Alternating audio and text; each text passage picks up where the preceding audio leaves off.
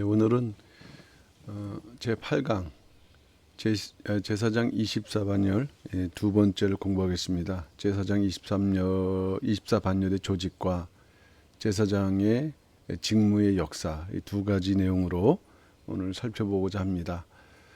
첫 번째가 제사장의 24반열의 조직입니다. 24반열을 어떻게 조직했는가? 다윗왕 때부터 조직이 됐습니다. 다윗왕은 이 성전 건축을 준비하면서 제사장도 24반열로 조직을 했다 하는 것이고, 그 다음에 그 제사장의 기본적인 그 제도는 대제사장, 그 다음에 부제사장, 평제사장으로 구분되어 있다.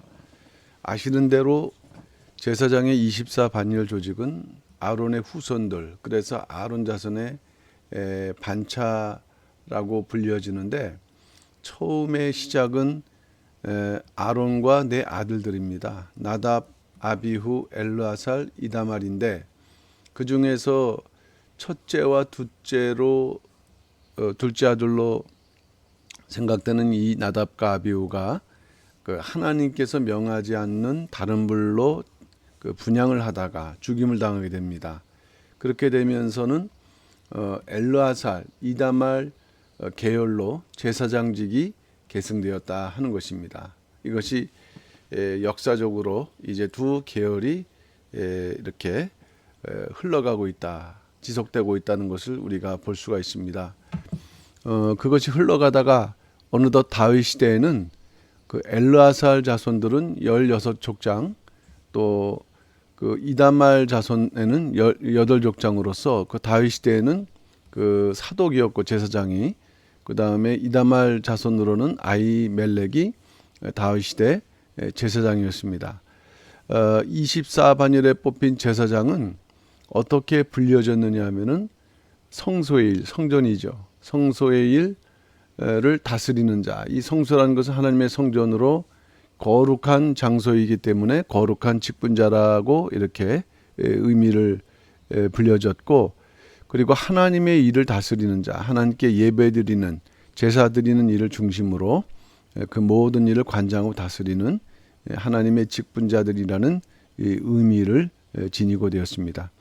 어쨌든 가장 총체적인 그 책임은 왕에 있고, 왕과 대제사장을 도와서 성전의 모든 일을 관장하는 책임을 맡은 자들이 바로 제사장이었다. 이처럼 하나님께 제사를 드리는 일이 사실 이스라엘의 가장 중요한 나라였고, 그 중심에 제사장들이 있는데, 다윗은 레위인 24반열처럼 24반열로 나누었다. 그래서 1반열부터 24반열로 이렇게 나눠지는데, 1반열 요야립부터 24반열 마하시아까지. 근데 여기서 8반열을 강조한 것은 요 8반열이 누가복음 1장 5절에 등장하고 있다는 거예요. 이것은 무엇을 말씀하고 있냐면은, 이러한 반열이 그 예수님 신약 시대까지 이어지고 있다는 것을 증거를 하고 있죠. 대단히 중요한 그러한 기록이라고 할 수가 있겠습니다. 자, 그다음 이제 오늘의 두 번째이자 제사장 24반열 중에서는 이제 다섯 번째가 되는데, 직무의 역사가 어떤 식으로 바뀌어지고 있는가. 그러니까 그 당시 제사장 혹은 레위인들이 얼마만큼 하나님의 그 제사에 충성스러우냐, 깨어있느냐에 따라서 그 나라가 번성하고 부강하던가, 그렇지 못하면 타락함으로 인해서 나라가 타락하는 그러한 역사를 보여주는 내용이 되겠습니다. 첫 번째는 광야 시대부터 시작되죠. 광야 시대를 지나서 가나안 정착 시대에 제사장들의 직무는 어떠한 모습이었고 어떻게 변화가 되었는가.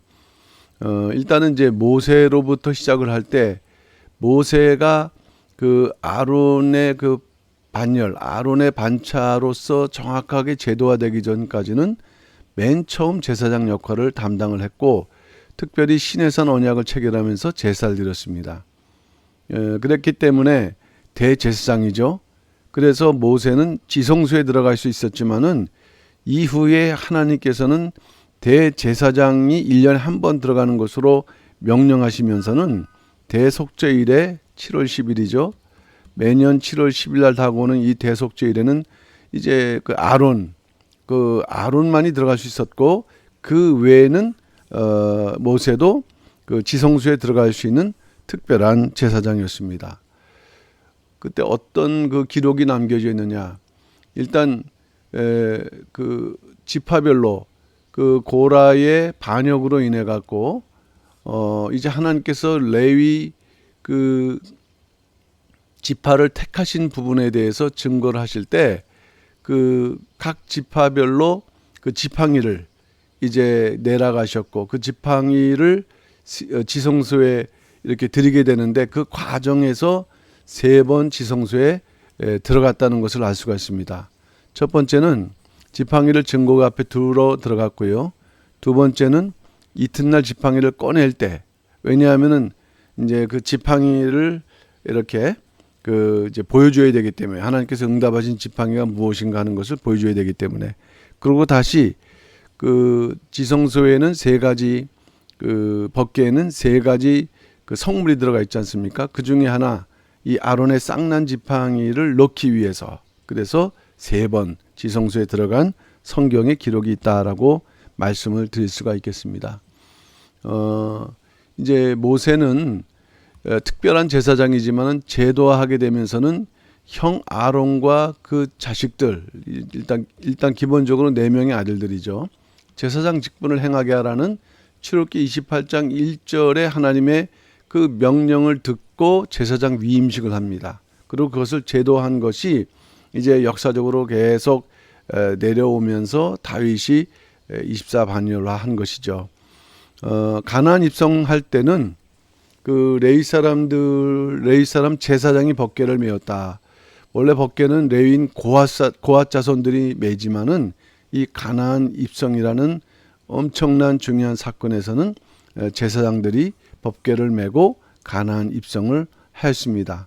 그리고 가나안 정착한 후에는 레위인과 제사장의 구별을 정확하게 이제 시행을 하면서, 왜냐, 그 가나안 그 광야 생활에서는 이동이었지만은 이제 정착 후에는 또 새로운 직무를 만들어야 되기 때문에, 그러면서 거기에 맞는 레위인과 제사장의 구별, 직무의 구별을 시행을 했다는 것입니다. 그리고 이제 회막은 여호수아 때 실로에 세워졌고, 이 사사시대 동안 실로는 이스라엘 신앙의 중심지가 되었습니다. 그러나 아시는 대로 이 사사시대는 타락하고 범죄한 시대이기 때문에 그만큼 이 사사시대는 실로에 있는 그 회막을 소홀히 한 그러한 시대가 됐다라고 할 수 있겠습니다. 이 소홀히 하고 그 범죄한 타락한 그 시대가 됐다는 얘기는 결국 하나님께서 정해놓으신 그 규례, 특별히 지도자인 제사장의 규례가 깨진 것에서 알 수가 있겠는데, 이제 그 하나님께 드리는 제사나든가 그러므로 예물이 또 없음으로 인해서 그 자리를 지키지 못하는 것입니다. 그러다 보니까는 이제 하나님의 뜻과 상관없이 마음대로 제사장을 세운 일이 생겼는데, 특별히 성경에 기록된 에브라임 산지의 미가라는 인물이 있었습니다. 이 사람은 그 하나님도 아닌 우상을 만들었고요. 그 다음에 처음에 자기 아들을 제사장을 세웠다가 그래도 레위 지파가 세워된다는 그러한 아주 기본적인 지식을 가지고서 이 레위인 소년을 발견하고 자기 집의 제사장으로 삼았다는 것입니다. 자기 집의 제사장. 이 모든 것들이 하나님의 말씀의 뜻을 범하는 그런 큰 죄악이죠. 근데 그 이후에 이 소년은 단지파 전체의 제사장이 되는데, 이 단지파라는 것이 문제가 되는 것은 나중에 이 단지파는 그 이제 이 지파 특별히 요한계시록 7장에서도 이 12지파의 그러한 그 지파를 이렇게 말씀할 때 이 단지파가 이제 빠지는 것입니다. 이 단지파는 결국에는 특별히 우상 숭배의 그런 지파였고, 또 여기에서 이 뱀, 다시 말하면은 적그리스도의 그러한 출현이 있을 것이다라는 그런 암시를 주는 그런 지파였다는 것입니다. 그러니까 그만큼 그 당시 시대가 얼마나 타락한 시대였는가. 또 더불어서 성직자들은 이 경제적 조건이 좋은 곳을 따라서 왔다 갔다 하는 진정으로 타락한 시대가 사사시대였다는 것이요. 그러다가 사사시대 후기로 들어가면서 아론의 넷째 아들 이다말의 후손들이 그 대제사장의 임무를 수행했는데 그는 바로 엘리였습니다. 엘리는 이다말의 후손이었죠. 그러나 이 엘리와 그 아들들은 너무나도 범죄한, 이 아들들도 제사장이었는데 이 성소 안에서 그 하나님께 범죄했다고 할 때 그 하나님께 드린 제물을 이렇게 함부로 탈취하거나 또는 성소 안에서 여자들과 이렇게 범죄를 하게 되는 그런 그 아주 악한 아들들이었어요. 그러다가 블레셋과의 전쟁에서 죽임을 당했고 그 결과 이 언약궤를 빼앗기죠. 그리고 그 자녀들의 소식을 들었던 엘리 제사장은 의자에 앉았다가 넘어져 목이 부러져 갖고 죽임을 당하게 되었다 하는 것입니다. 그러니까 이 엘리는 사무엘이 등장하기 전에 가장 그 악한 시대, 사사 시대를 보여주는 그런 대표적인 그런 그 인물이었다. 아들들의 그 죽음을 더 법궤보다 그 죽음을 더 염려했던 또 그런 아주 타락한 인물이었죠. 이제 사사 시대를 지나서 통일왕국 시대로 들어가는데 사울왕 시대에는 아히야라는 인물이 제사장 역할을 했습니다. 이 역시 엘리의 증손입니다. 여기 나왔지만 엘리, 비느하스, 아히둡, 아히멜렉이라고 이렇게 이제 이런 흐름 속에서 이 아히야는 엘리의 증손으로 그 당시에 역할을 했다. 그 당시에 사울은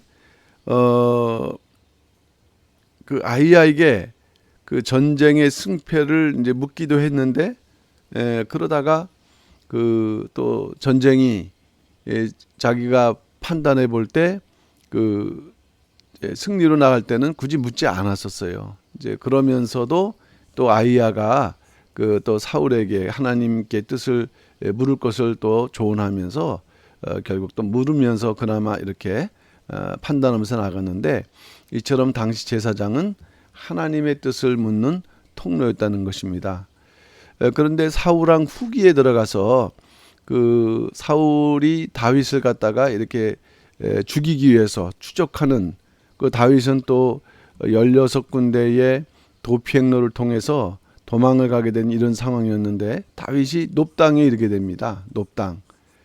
근데 거기에서 제사장 아히멜렉에게 도움을 받습니다. 그때 어떤 도움을 받느냐? 첫째 도움은 오랜 굶주림으로 양식을 요청했었을 때 아히멜렉은 제사장만이 먹을 수 있는 진설병을 먹게 했습니다. 그러니까 진설병은 매주 안식일마다 새롭게 만들어서 또 이제 이전 거는 제사장들이 먹는 그런 하나님의 그 바쳐진 그 양식인데 아히멜렉은 여자와 그 이렇게 부정하지 않으면 이 양식을 먹을 수 있다 해서 그들에게 이 굶주림을 해결케 했고요. 그 다음에 두 번째는 보자기에 쌓여 있는 골리앗의 칼, 이 골리앗의 칼을 이렇게 주는 이런 가운데서 또 이것이 양식의 문제이기도 했지만은 그 또 신앙적으로 그래도 그 다윗에게 큰 힘이 되는 그러한 도움이었다는 것입니다. 왜 다윗이 이 놉당을 가게 됐냐면 이 당시에 제사장들이 많이 있었다. 그리고 여호와께 드리는 성소가 이 놉당에 있었다. 그래서 그 당시 이 놉당은 제사장들의 성읍이라고 이렇게 불렸는데 이 굳이 그 놉당을 찾았던 것은 이렇게 제사장들이 많고 또 에봇이 있는 장소였기 때문에 하나님의 뜻을 물을 수 있었다. 생명의 위협을 당하고 있었지만 다윗은 앞으로 행로에 대해서 하나님께 확실한 지시를 받고자 놉당으로 갔다는 것입니다. 자, 그런데 이 다윗이 놉당을 지나서 헤레스풀로 딱 도피해서 숨은 이후에 이러한 그 내용을 이러한 그 사실 정보죠. 이 정보를 에돔 사람이자 이 사울의 목자장이 도액이라는 사람이 있습니다. 도액이 밀고함으로 말미암아 이제 아주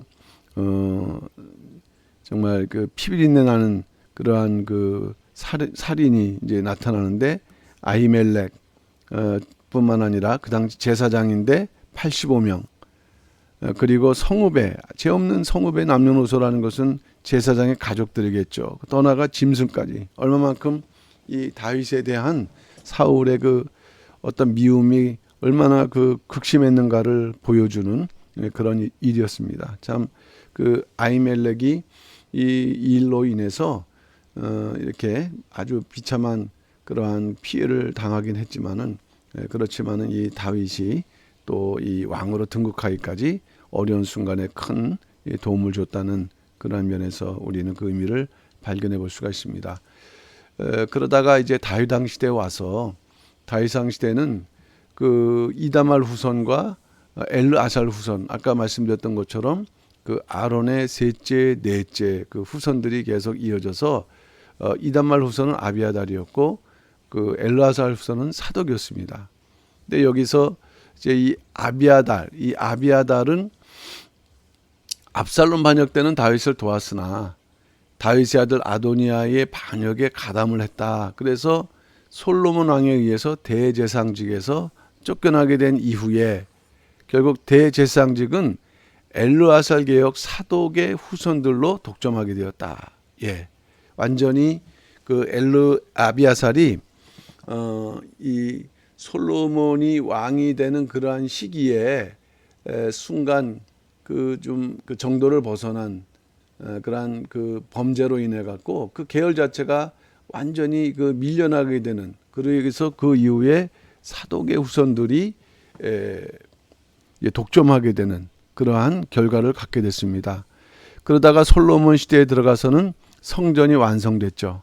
성전이 완성됐고 제사장들이 그 완성된 성전에 하나님의 언약궤를 이렇게 메어 드렸죠. 그리고 제사장들이 성전에 나올 때는 구름과 여호와의 영광이 성전에 가득 찼다라는 성경이 기록이 있습니다. 이것이 바로 그 왕국 시대, 그 통일 왕국 시대 사울, 다윗, 솔로몬의 시대를 이렇게 이제 말씀했고요. 그 다음에 분열 왕국 시대로 넘어갔었을 때 일단 남유다를 중심으로 하되 서론적으로는 그 북쪽에서는 이러한 그 이제 이 제사장들에 대한 그러한 그 상황이 어떻게 되는가를 먼저 말씀드리지 않을 수가 없습니다. 이게 한 나라에서 두 나라 나눠지니까 예루살렘 중심의 성전이 이제 없는 거 아니겠습니까? 그러니까 그것에 대해서 북조의 많은 사람들은 또 불안했고 또 거기에도 대제사장이 있었는데 여기에 대해서 이 이스라엘 북조 이스라엘의 초대왕 여호람은 엄청난 범죄를 이제 저질렀는데 베델과 단에 금송아지를 만들 이거는 이제 우상 숭배죠. 그리고 그 레위 자손을 내쫓고 보통 백성으로 제사장을 삼았다. 이 레위 자손 자체가 이러한 그 여로보암의 그러한 신앙에 대해서 항의하고 반대하는 입장을 이렇게 취했기 때문인 거죠. 당연한 일이었고요. 그러다 보니까는 이 제사장 또는 레위인들 시킬 사람이 없다 보니까 숫송아지 하나, 수장 7을 이게 이제 제사장 매직이죠, 매직. 누구에게나 제사장 직분을 주는 일이 있었고, 그 다음에 제사장들이 해야 할 분향은 때때로 여로보암 자기가 직접 하는 그런 아주 엄청난 죄를 지었던 이러한 시대가 바로 북조의 이제 시대인데 비해서 남조 유다는 히스기야 시대, 이따도 설명하겠지만은 요시야 시대를 중심으로 이 제사장 24반열 및 그 직무를 통해서 그 당시를 이렇게 신앙의 큰 부흥을 이루는 그러한 그 기회를 마련하고 있다는 것이죠. 그러니까 히스기야가 이제 왕이 된 이후에 주력했던 부분은 제사장 족보를 등록하는 일이다. 그리고 제사장들에게 지급되는 이 지성물 제도가 공정하고 정확한 그러한 제도하는 데 있었는데 이것이 정확하게 이루어지다 보니까는 제사장들이 그 역할을 하고 또 이제 예배나 제사가 정상적으로 회복되면서 결국 나라가 이렇게 평안하고 강성해지는 그러한 그 시대가 바로 히스기야 시대죠. 히스기야 왕은 우상을 제거했습니다. 그리고 유월절을 성공적으로 지켰어요. 자, 그런데 그 외형적으로 보여지는 일이지만은 그러나 실제로 그 당시의 나라의 신앙이 견고하게 유지되기 위해서는 제사장과 레위인의 반차를 이렇게 다시 정하고 그리고 그 직임을 행하게 해야 됐다는 것입니다. 결국 히스기야는 종교개혁을 이루었는데 성전 제도와 제사장 및 레위인의 조직을 잡는 일, 다시 말하면 재정비하는 일이 결국에는 관건이었다는 거예요. 이것을 이제 조직을 정비하고 이 조직을 운영하는 일이었는데 이 일을 통해서 말씀드렸던 대로 이제 나라가 이렇게 흥왕하는 그런 그 길을 열게 됐던 것이죠. 어쨌든 히스기야 왕의 종교계의 중심은 제사장과 레위인이 여호와의 율법에 전념하고 또 그 직무에 충실하도록 그 지성물로 생계를 보장하는 대단히 혁신적인 개혁이었다. 그러니까 뭔가 제사장과 레위인이 이렇게 아주 집중적으로 그 자기의 일에 충실한 일이 바로 정말 나라의 그 부흥을 이룬 일인데 그것은 바로 이 지성물, 그 오늘날로 말하면 그들에게 전달되는 생활비죠. 그것이 정확하게 전달되는 제도를 만드는 것이 바로 히스기야가 관심을 가졌던 부분이었습니다. 지성물이라는 것은 지극히 거룩한 물건, 최상으로 구별된 것인데 하나님께 드릴 예물이죠. 그리고 남은 것을 이렇게 또 이제 제사장과 레위인들에게 나눠주는 그러한 예물이 되는 것입니다. 그래서 제사장과 레위인들은 남은 지성물로 소득을 받는다. 이것을 에스라 2장 63절에서는 제사장과 레위인을 위한 몫이다라고 표현을 하고 있어요. 그랬을 때 히스기야는 바로 이러한 제도가 온전히 운영되는 것이 핵심이다. 그렇기 때문에 이 지성물을 받을 수 있도록 11조를 거두는 일. 그러니까는 뭔가 이 이제 예물들을 갖다가 잘 받고 또 그것의 11조를 잘 거두면서 저장하고 그래서 그 담당자가 정확하고 철저하게 관리할 수 있도록 히스기야는 그 부분에 대해서 대단히 집중적으로 관심을 표했던 것이죠. 역대하 31장 11절 12절 말씀 볼 때 히스기야 명하여 여호와의 전안에 방을 예배하라 하셨을 때 바로 이 방이라는 것은 그 지성물 그리고 11조를 이렇게 그 보관하는 그런 장소다 보니까는 그것을 정확하게 복원하고 관리함으로 인해서 철저한 분배가 이룰 수 있도록 이제 신경을 썼던 것입니다.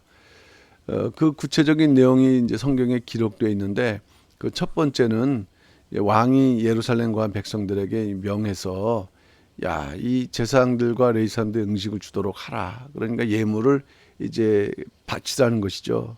이 사람들이 이렇게 일을 할 수 있도록 걱정하지 않도록 그 헌물을 바치라, 헌금을 하라. 오늘날로 말하면은 왜냐면 오늘날도 교회가 성도들의 이제 헌금으로 이루어지는 것이니까 같은 개념이죠. 근데 그 당시에는 이렇듯 히스기야가 신앙부흥을 이루니까 그 명령이 시행되는 거예요. 이스라엘 자손들이 곡식, 포도주, 기름, 그다음에 꿀과 밭의 모든 소산의 처음 것을 풍성히 드리고 모든 것의 11조를 많이 가져온다. 그러니까 오늘날 교회가 헌금도 있지만 사실은 11조가 가장 큰 그 교회 수입원 중에 하나일 때 성도들이 이러한 하나님의 명령에 충실함으로 인해서 교회가 더 안전하고 든든하고 또 그러므로 인해 갖고 또 그 제사장과 레위인들이 또 성도들에게 더 풍요로운 그러한 꼴을 매기면서 하는 그런 역할들이 이제 있는 그런 원리랑 같은 내용이라고 할 수 있겠습니다. 어쨌든 백성들이 풍족하게 이렇게 바쳤다. 족하고도 먹고도 많이 남을 정도가 될 정도로요. 그리고 많이 들어온 것을 특별히 동문지기 레위 사람 있는 아이들 고래를 세웠다. 이 고래를 세웠는데 고르게 분배하라. 그리고 이 고래는 아주 그 철저하게 분배를 했다는 것입니다. 그래서 이처럼 지성물을 나눠주기 위해서 제사장 레인들의 족보의 그 관리, 이것이 이제 기본적인 기록이고 근거니까요. 그래서 골고루 나눠주는데, 그렇게 되기 위해서 이처럼 제사장과 레인들의 족보를 대단히 철저하게 관리했다 하는 것이 바로 히스기야 시대에 이루어진 그러한 명령이었습니다. 그렇지만 여기에서도 가장 중요한 조건이 뭐냐면은 반드시 족보에 기록된 자, 족보에 없으면은 사정이 어떻다 할지라도 지성물을 받을 수 없었어요. 근데 이제 히스기야 시대라든가 뭐 요시야 시대까지는 그래도 그러한 족보가 유지가 됐지만, 문제가 되는 거는 바벨론 포로로 갔다가 돌아오면서 이 족보가 제대로 관리되지 않음으로 인해 갖고 드디어 이제 지성물을 받지 못한 일이 나타났다는 것이에요. 그러니까 느헤미야 시대 1차 귀한 자들의 명단, 이제 이 명단이라는 것은 족보죠. 족보를 조사하다가 자신의 족보를 밝히지 못했던 세 자손이 있습니다. 하바야 자손, 학고스 자손, 바르실레 자손에게는 우림과 둠밈을 가진 제사장이 일어나기 전에는 지성물을 먹지 말라고 이제 명령했는데, 여기서 우림과 둠밈이라는 것은 하나님의 뜻을 이게 해석하는 도구죠. 그렇지만 사실 이 포로 귀환 시대 때는 이 우림과 둠밈이 존재했다고 할 수는 없어요. 그럼에도 성경에 기록된 방법으로서 우림과 둠밈이라는 것을 이렇게 다시 복원한 이후에 묻고, 그리고 너희들에게 그 지성물을 주겠다라는 그런 의미가 되겠습니다. 그러니까 이스라엘 백성들이 얼마나 철저했는지를 우리가 발견할 수 있는데, 어쨌든 그 당시에 지성물을 먹지 못한 사람들은 족보에 기록되지 못한 자, 때때로는 족보를 속이는 자도 있고요. 그리고 이 분명히 제사장 족보인데도 불구하고 허술하게 평상시에 자기 그 신앙 관리를 하지 못했다는 자도 결국에는 하나님께서 주시는 이러한 지성물을 먹는 대상에서 제외가 된다는 어떤 신앙적인 그러한 아주 중요한 교훈이 있습니다. 역대하 31장 16절에서 19절에는 그 지성물을 받는 대상에 대해서 아주 구체적으로 또 말씀하고 있는데, 첫째는 3세 이상이다. 족보에는 이 3세 이상부터 이제 기록을 합니다. 3세 이상. 그럼 기록되어 있으면 또 그 나이에 따라서, 역할에 따라서 지성물을 또 전달하죠. 그리고 두 번째는 그 여호와의 전에 들어가서 그 반차대로 직임을 수종한 일을 더하는 것이에요. 이 24반열은 한 주씩 돌아가면서 자기가 성전에서 이제 봉사를 하는데, 평상시에 자기 그 거처에 있을 때하고 성전에 들어갈 때하고 차등이 있다. 그러니까 족보에 기록되면은 기본적으로 지성물을 받지만, 그러나 제사장들이 그 반차대로 성전에 나가서 수종을 들 때 별도의 몫을 받는데, 종류, 시간에 따라서, 그러니까 대단히 공정하고 공평하게 이것이 지급되었다. 그리고 족속대로, 이것은 이제 가문별로라는 의미예요. 가문별로 그것을 나누어졌다. 그리고 20세부터, 왜냐하면은 다윗 왕은 24반년을 제도할 때 30세부터 공식적으로 일을 하지만은 10년 동안에 이렇게 배우는 수습 기간을 둔 것이거든요. 그 성전에 출입하는 20세 이상이 되는 레인들도 이렇게 지성물을 받도록 했다는 것이요. 어쨌든 봉사하는 일, 직임의 종류에 따라서 또 시간에 따라서 별도의 몫을 더 이렇게 주는 그러한 세심하고 공정한 그러한 면에서 운영이 됐다는 것입니다. 그리고 이제 다섯 번째는 뭐냐면은 그 온 회중의 어린아이와 아내와 자녀들, 다시 말하면 회중의 가족이란 말이에요. 회중의 가족. 그런데 이 회중이라는 것이 뭐냐 하면은 바로 봉사하는, 성전에서 봉사하는 제사장과 레인들을 가리키고 있다. 이 회중. 전 이스라엘에게라는 것이 아니라 성전에서 봉사하는 제사장과 레인들을 가리키는데, 그때는 그 봉사하는 자들뿐만 아니라 그 부양하는 가족들까지도 지성물을 나눠줬다는 것이에요.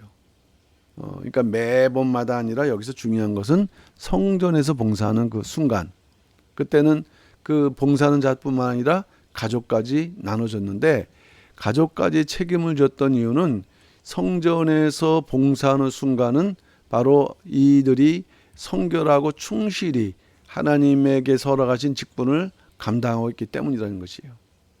하나님 앞에 거룩하고 헌신하되 진실되고 거짓 없는 자들이었기 때문에 그들의 가족을 전적으로 하나님께서도 책임져 주시겠다라는 그런 의미가 담겨져 있는 것입니다. 그리고 이제 마지막 여섯 번째가 되는데요. 여기 보게 되면 이제 장소로 볼 때 각 성읍이 있고, 그리고 성읍 가까운 들, 오늘날로 말하면 이제 도회지고 도시, 요거는 이제 촌이죠. 그러니까 우리가 이렇게 멀리 이렇게 촌에 사는 그러한 분들에 대해서는 신경을 쓰지 못할 수도 있겠는데, 안 그랬다는 것이에요. 어디에 있든지 간에 모든 그런 남자 또는 족보의 레위 사람들은 다 기억을 하고 그렇게 지성물을 갖다가 이렇게 분배를 하는 혜택을 이렇게 주었다라고 말씀을 드릴 수가 있겠습니다. 그리고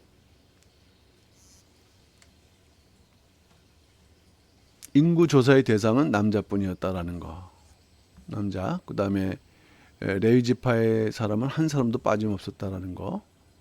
그다음에 레인이 어디 가든지 간에 다 그 지성물을 받았는데, 히스기야는 이처럼 바로 이것이 종교 개혁이었다. 우리가 생각할 때 개혁이라면 이렇게 뒤집어 엎는 거지만은, 그러나 결국 개혁의 의미는 원래대로 돌아가는 것이거든요. 그러니까 히스기야는 바로 그 다윗 때 세웠던 그 반열을 이제 다시 복원하고 그것이 그대로 유지되는 그러한 종교 개혁을 했다는 것입니다. 이제 두 번째로 요시야 시대로 넘어갑니다. 요시야 시대는 요시야가 18년, 그때 26세죠. 성전을 수리하는 과정에서 첫째 율법책을 발견했고, 두 번째 언약을 세운 다음에 세 번째 철저한 종교개혁을 단행했다.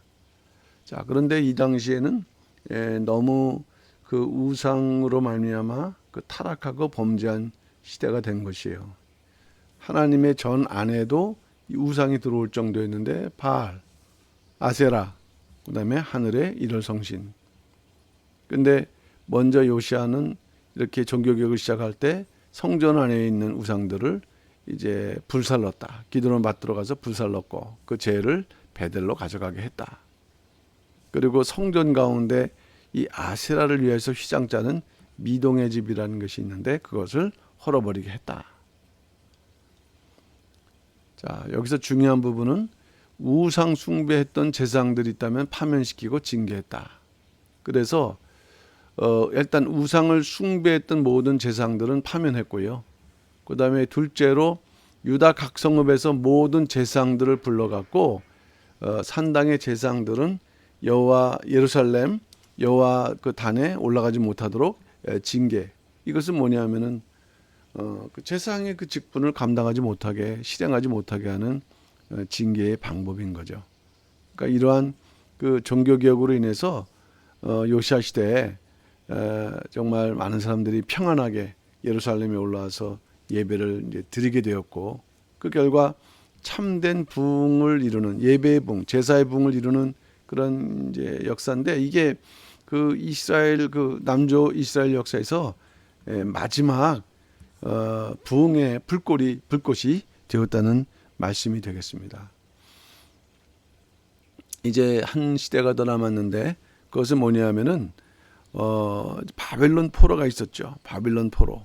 시드기야 이후에 70년 바벨론 포로 생활하고 이제 귀환을 하게 되는 이후에 이스라엘 백성들이 성전을 세우지만은 성전을 세우고 거기에서 이루어지는 모든 성전 제도는 결국 그 제사장의 24반열을 갖다가 회복하는 데 있다라고 그들은 믿었기 때문에, 결국 핵심은 성전 제도, 성전 건축과 더불어서 제사장 24반열을 회복하는 데 두고 있다는 것입니다.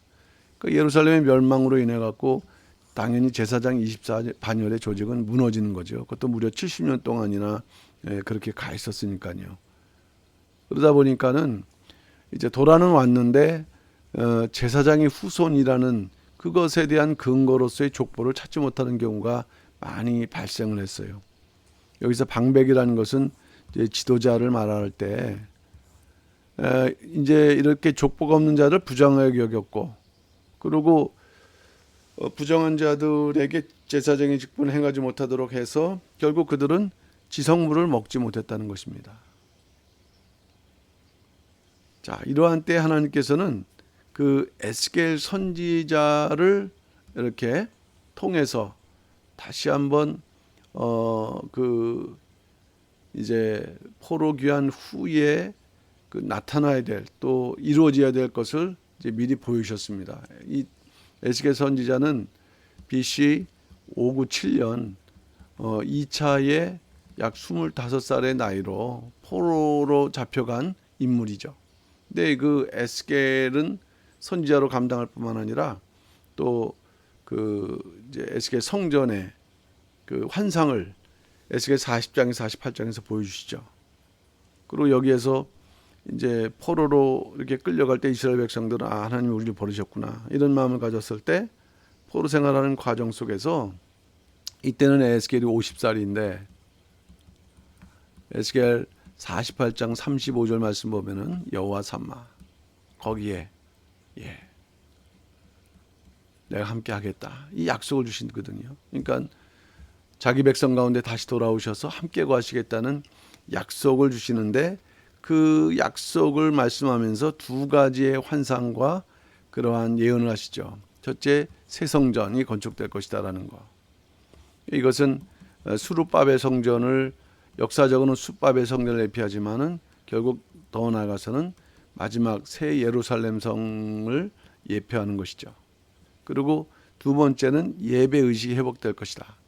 그러니까 이 예배 의식이라는 것은 그 이제 구속사적인 의미를 지니지만은 그 당시에 이제 수르바벨 성전을 중심으로 회복되어야 될 그러한 그 당시에 예언적인 그러한 메시지를 에스겔 44장에서 46장에서 말씀하고 있다는 것입니다. 특별히 44장 볼 때는 제사장의 직분에 대해서도 말씀하였는데 여기서 중요한 부분은 사독의 자손들에게만은 제사장 직분을 맡기시겠다라고 했는데 그 이유는 이 사독의 자손만이 성소의 직분을 끝까지 지켰기 때문이다. 그러면 다른 그 계열의 그 레인들은 어땠는가 할 때 폐역하고 가증한 일을 했어요. 마음과 몸에 할례 받지 않은 이방인을 성전에 들였거나 아니면은 레인들의 이 성물의 직분에 대해서 충실하지 않았다는 거예요. 그것도 자격이 없는 사람들을 세워서 소리했다.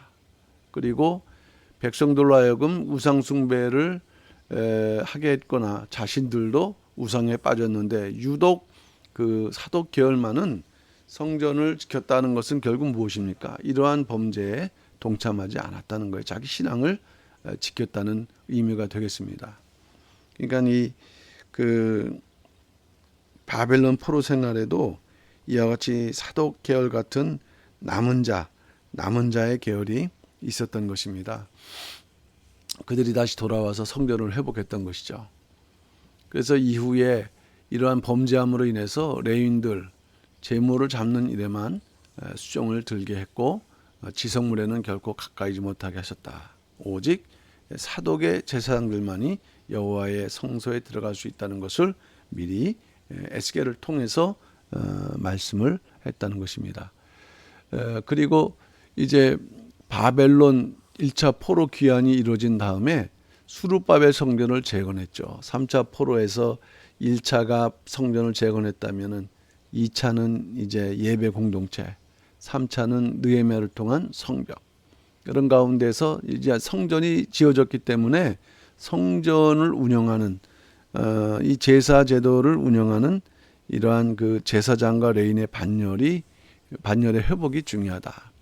에스라 6장 18절 말씀 보면 제사장을 그 분반대로 레위 사람을 그 반차대로 세워서 예루살렘에서 하나님을 섬기게 하되 그리고 또 그것의 기준은 모세의 책 그리고 또 다윗의 24 반차 그것이 기준이 되겠습니다. 자, 그런데 아까도 제가 말씀을 드렸지만은 그 24반열을 보게 되면은 그 8반열이 그게 요 아비야 반열이거든요. 그런데 요 아비야 반열이 신약 시대 누가복음 1장 5절과 8절 말씀을 보게 되면요. 세례 요한의 아버지가 사가랴인데 이 사가랴가 속한 반열이 아비야 반열이고 그것이 그 반열대로 여전히 이어지고 있다는 것은 놀라운 일이 아닐 수가 없어요. 그러니까 이후에 예루살렘은 AD 70년 로마 디도 장군에 의해서 멸망당하거든요. 그때 이제 완벽하게 멸망당하고 모든 것이 깨져지지만은 그러나 이와 같이 그 예수님 당시에 이와 같이 그 제사장 20반열이 그대로 유지가 되고 있고 이것은 또 거슬러 올라가면서 이스라엘의 역사를 이렇게 가늠할 수 있는 중요한 자료가 된다는 말씀이 되겠습니다. 그리고 이제 요세푸스라는 요 고대 그 유대의 역사가는 자기 자신도 첫 번째 반열인 여호랍 반열이다라고 자기를 소개했던 거죠. 그러니까 결국 자기도 제사장이다, 레인이면서 제사장이다라는 것을 이제 소개하고 있는 것인데 이것은 이 다윗 시대 정했던 이 반열 명칭과 순서가 이 그 요세푸스 예수님 당시에 요세푸스가 중요한 것은 예수님 당시에 살았던 인물이라는 것이고 유대 역사를 아주 대단히 그 상세하게 기록했다는 데 있거든요. 근데 그 당시까지도 이러한 반열이 그대로 유지됐다는 것은 놀라운 일이 아닐 수가 없습니다. 그리고 이제 포로 귀환 후에 이스라엘 공동체의 그 큰 그 과제는 수르바벨 성전을 중심으로 성전 제도의 그 정착이 아주 시급한 부분이었는데 그것이 바로 24반열을 재정비하는 데 있었다. 그것에 대한 중요한 그 이제 의미를 우리 느헤미야 12장에서 발견할 수 있는데 네 가지 명단을 기록하면서 24반열을 재정비하는 그런 과정을 보여주죠. 제사장 가문의 명단, 그 다음에 레위 사람의 명단, 대제사장의 명단, 그 다음에 대제사장 요야김 시대의 제사장 족파의 명단, 이 네 가지 명단을 말씀을 이제 함으로 인해서 24반열을 정비를 하고 있다는 것입니다. 이제 그 바벨론에서 그 귀환할 때 모든 사람이 온 것은 아니었고요. 기록에 의하면은 성경 기록에 의하면 24반열 중에 4반열, 여다야, 임멜, 바술, 하림에서 총 4,289명의 제사장이 돌아왔다.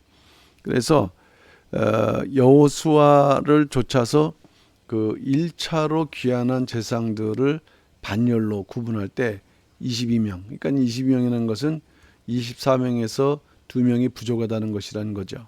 재정비를 하는데 아직 부족하다. 여기도 있죠. 귀환 직후에 제사장 가문에 속한 두목이 24명이 아니라 22명이라는 것은 아직 완벽하게 재정비되지 못했다는 것을 이제 말씀하고 있는 것이고요.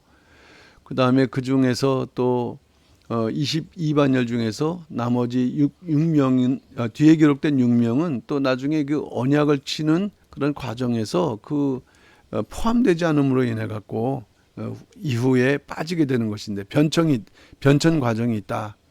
그러니까 여호수아 때는 22명, 그 아들 요야김 때는 20명, 그 다음에 그 아들 엘리야십 때는 21명.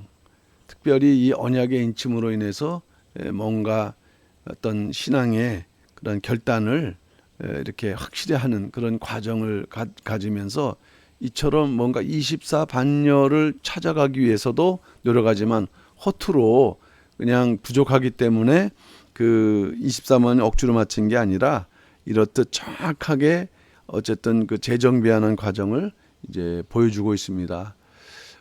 이러한 그 변천 과정이 가능한 것은 에스라는 인물하고 느헤미야라는 인물이 있었기 때문이죠.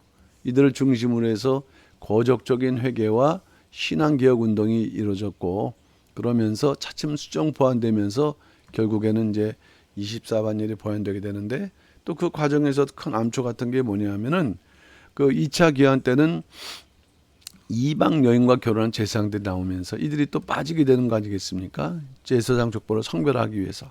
그러다 보니까 많은 어려움이 있었지만은 이후로 이 이스라엘 사람 유대인들은 그 계속해서 요세푸스 그 시대까지 볼 때 다윗 시대의 24반열까지 그 이름이 복음되는 것을 우리가 발견할 수가 있는 것입니다. 엄청나게 어렵고 힘든 일이지만 귀한 일이죠. 그래서 이 내용을 보게 되면은 결국 무엇을 의미하고 있는가? 그저 제도를 갖다가 재건하고 또 뭔가 복원하는 그런 의미가 아닙니다. 그것은 바로 결국 하나님의 말씀을 지키는 그러한 일이며 그 말씀을 지키지 못한 것에 대한 어떤 회개와 성별 운동이 되죠. 그것은 결국 이 어둠의 역사와의 싸움이면서 메시아가 오시는 길을 갖다가 준비하는 이렇게 동기가 되었다는 것입니다. 우리가 볼 때 제사장 24번열이라는 것이 그냥 하나의 제도처럼 보였지만 이스라엘의 신앙을 유지하고 지키는 그런 아주 중요한 그 골격과도 같은 그러한 제도였다는 것을 알 수가 있습니다. 그러나 이제 시대가 또 지나면서 타락하게 되면은 또 이러한 그 제도가 또 무력화되는 또 시대를 맞이하게 되는 거죠. 모범을 보여줘야 될 제사장들이 타락하거나 또 그들의 직분을 악용해서 이득을 취하거나 그리고 더 나아가 하나님의 말씀을 버리고 언약을 폐기하는 일이 어디 나타나고 있냐. 구약성경 마지막 말라기서에 나타나죠. 대저 제사장의 입술은 지식을 지켜야겠고 사람들이 그 입술의 율법을 구하게 될 것이 할 것이니 제사장은 만군의 여호와의 사자가 됨이거늘. 이거는 이제 원칙적인 원론적인 말씀이죠. 그런데 그에 대해서 이 정도에서 떠난 사람들이 많다는 거예요. 그래서 이 오히려 제사장들이 많은 사람으로 율법을 거치게 했다. 그러니까 이 제사장들 레위 언약을 파였다라는 그런 암흑의 시대가 왔다는 것입니다. 그러니까 만군의 여호와의 사자는 어떤 사람들이냐? 하나님의 말씀을 가르칠 수 있는 그리고 그 말씀에 입각해서 올바른 판결을 내려줄 수 있는 그런데 그 당시에는 한 사람도 없었다 그랬어요. 오히려 이제 자기의 생각으로 이렇게 율법을 거스리는 그런 일을 이렇게 자행하도록 붙이긴 더 큰 범죄를 졌던 거예요. 그러니까 이러한 타락이 구약 시대의 마지막에 있었지만은 그런데 하나님께서는 이러한 경륜 속에서 하나님 구속사적 경륜 속에서 그 신약 시대까지 24반년을 계속 유지시켜 오셨다. 놀라운 일이죠. 이처럼 이것이 골격이고 뼈대와도 같은 것이다. 그래서 예수님 당시까지 올 때 아비야 반열이 이루어졌다. 그 당시 제사장 사가랴인데 성경에서는 이 사람은 의롭고 율법에 흠이 없는 사람이라고 기록을 하고 있습니다. 그러니까 세례 요한의 아버지죠. 그러니까 세례 요한이 왔다는 것은 예수 그리스도가 오신다는 것 그리고 세례 요한을 통해서 예수 그리스도가 오시는 길을 예비하신다는 이제 이런 말씀의 의미가 되겠는데 이처럼 오늘 제사장 24반열의 내용이지만 이 속에도 우리가 결국 그 하나님의 그러한 믿음을 지키고 더 나아가 예수 그리스도가 오시는 그러한 그것이 하나의 터전이었다는 것을 오늘 우리가 이제 배우게 되면서 하나님의 그 명령대로 이렇듯 순종하고 또 그 명령을 지켜나가는 것이 결국 이와 같이 구속사의 뜻을 이뤄나가는 대단히 중요한 행위라는 것을 우리가 깨닫는 가운데 우리 역시도 그러한 정말 하나님께서 기뻐하시는 그러한 믿음의 삶을 살아가는 우리 모두가 다 되어야 될 줄로 믿습니다. 예, 감사합니다. 오늘은 여기서 마치도록 하겠습니다.